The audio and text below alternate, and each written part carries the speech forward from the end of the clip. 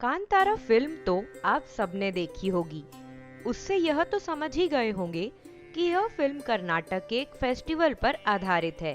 पर शायद ही इस फेस्टिवल के बारे में इस फिल्म से पहले किसी ने सुना होगा। यह फेस्टिवल है भूता कोला। तो आइए जानते हैं क्या है ये फेस्टिवल।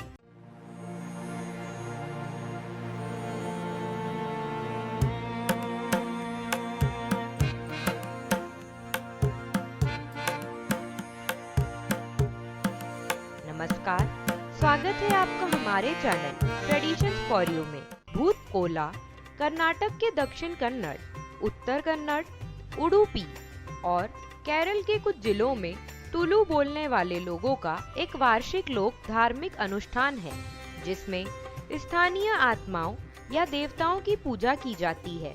भूत कोला को दैवीय कोला भी कहा जाता है। ये एक नॉन वैदिक परंपरा है जिसमें रक्षा करने वाले पूर्वजों की पूजा की जाती है।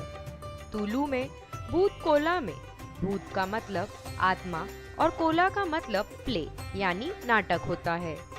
मान्यता है कि आत्मा जिसकी पूजा की जाती है वो गांव वालों की रक्षा करती है और उनके विवादों को सुलझाने का काम करती है। वहीं ये भी माना जाता है कि आत्मा का क्रोधित होना यानी कुछ विनाश जरूर होगा, इसलिए गांव वाले आत्मा को खुश रखने के लिए उनकी पूजा करते हैं और चढ़ावा भी देते हैं।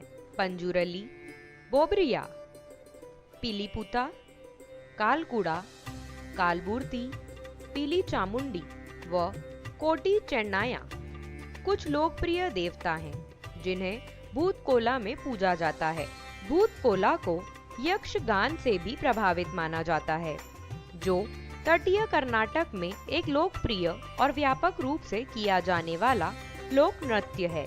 भूत कोला के कुछ अनुष्ठानों में गर्म कोयले के बिस्तर पर चलना भी शामिल है। एक खास शख्स के जरिए भूत कोला किया जाता है, जो एक अलग वेशभूषा धारण करता है और भूत कोला के रीति रिवाजों को आगे बढ़ाता है।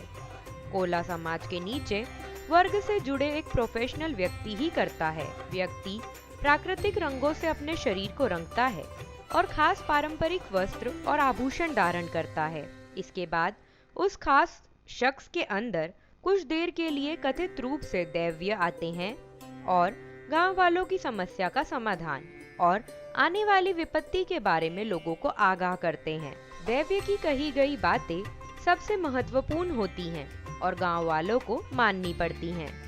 वहीं अगर कोई दैव्य की बातों को मानने से इनकार करता है तो कथित रूप से उसके साथ कुछ अनर्थ हो जाता है। माना जाता है कि ये परंपरा 500 से 600 साल पुरानी है। हालांकि इस तथ्य को साबित करने के लिए कोई ठोस सबूत नहीं है। 18वीं शताब्दी में भूत कोला के सबूत मिलते हैं। इस परंपरा को नवंबर से मार्च के बीच आयोजित किया जाता है। ये 2 से 3 दिन तक भी चलता है और इसमें पूरे गांव के खाने पीने की भी व्यवस्था होती है। इसके अलावा कोला एक परिवार द्वारा ही सीमित होती है, यानी वो ही परिवार कोला का आयोजन करता है, बाकी लोग वहां उपस्थित होते हैं। कोला को नेमा भी कहा जाता है, यानी अनुष्ठान, जो सूर्यास्त से सूर्योदय तक चलता है। ऐसी ही नई जानकारी के लिए सब्सक्राइब करें हमारे चैनल को और वीडियो पसंद आए तो लाइक, शेयर और कमेंट जरूर करें। धन्यवाद।